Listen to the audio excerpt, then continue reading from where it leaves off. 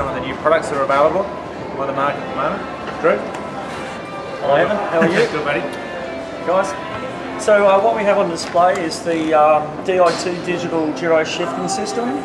We commercially released it last year, and essentially it is, as we explained, it's like the next level up from mechanical gyros, and essentially it's a mouse with a brake lever in it. It's got 2 buttons, and either one of those activates a servo in the front mech and or a servo in the rear mech. And they're powered by a small lithium-ion cell that has a catch and lock feature.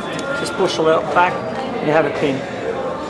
The battery we guarantee will last 1,000 Ks per ride, per charge basically, but we know it'll do 2,000 to 3,000 Ks. It takes an hour and a half to charge it completely.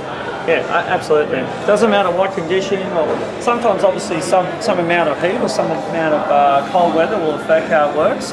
So yeah, essentially it's just push a button. If you're pedaling forward, it'll change gear. It doesn't matter what you're doing. So show them straight forward. Okay.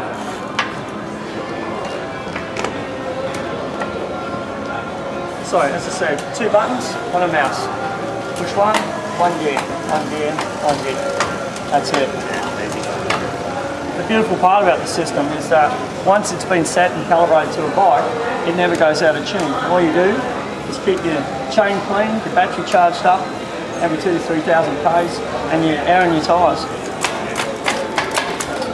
One of the really cool features of Di2 is that if you watch the front derailleur, it's got a self-trimming feature, and the beauty of that is that a lot of people don't understand just how to finesse the front derailleur.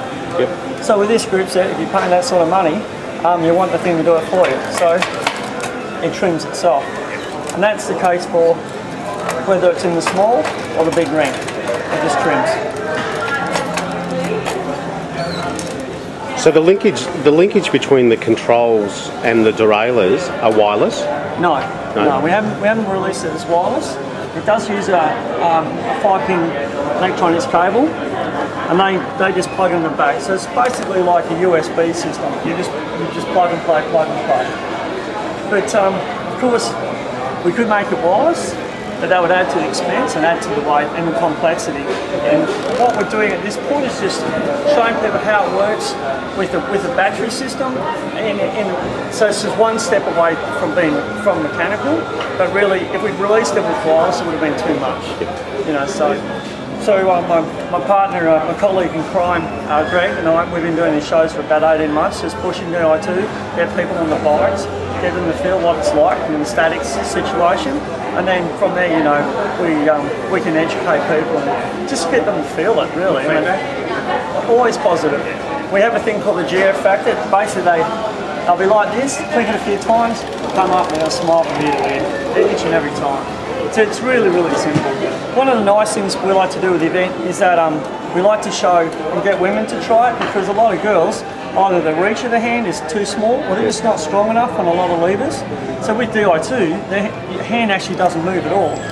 So they always have control. They're not shifting around like this all the time. And again, from this position, we've just got total control. One of the nice features about Di2 is because it doesn't have to hide, if we step back this way, that's a 7900 mechanical lever. You can see physically just how much bigger it is, and that's because it's got all the internals it's got to deal with, plus the braking. Whereas in Di2, we can pretty well do what we wanted to do with it. Now, one of the other nice neat features with Di2 is because it's a plug and play system, you can go to a TT setup very, very easily. So it has blanks inside here, there's another port for the side, and so you can adapt bark on shifters, and or if you want to go the whole hole into a complete aero section, aero with buttons on the side and also up here.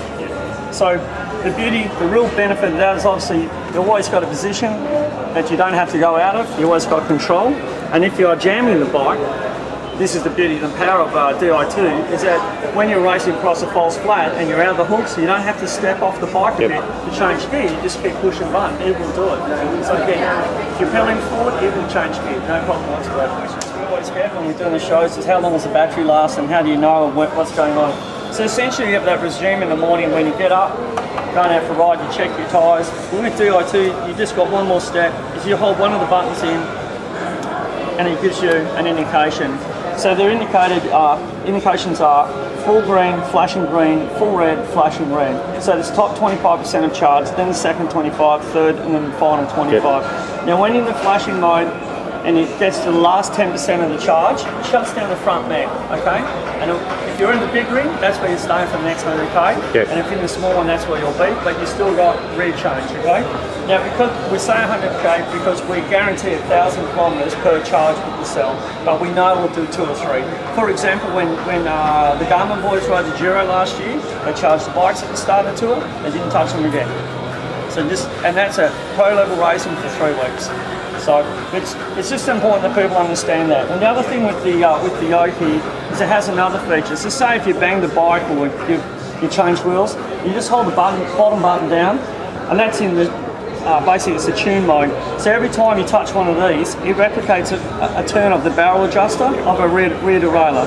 Okay, and so what you do is you get it so it starts chattering, and then you bring it down. 4 clicks, 1, 2, 3, 4, and it's dead on again. Hold it. And that's it. But you do that while you're riding along, and it'll be perfect again.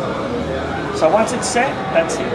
Like I said, it's just about, it's like a mobile phone, just maintaining the charge in it. That comes with a kit, and yeah, basically, you just take it out every 2,000 or 3,000 k's, and it's no problem. So they concern people with, oh, do I carry a spare battery? What can you recharge it? I mean, that's really the big point of pushing and showing, putting it on the bike and showing them that side of it. So, yeah.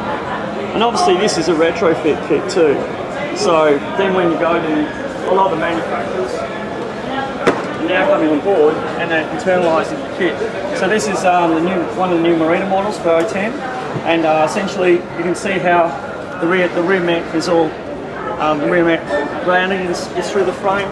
Likewise here, likewise for the front mech. Giants does a little bit differently. Theirs comes out the back. It's really nice, very neat way to do it too. So. And we're now starting to see different placement of the battery as well. Giant have it here, Specialized have it underneath. It doesn't really matter, it can deal with anything.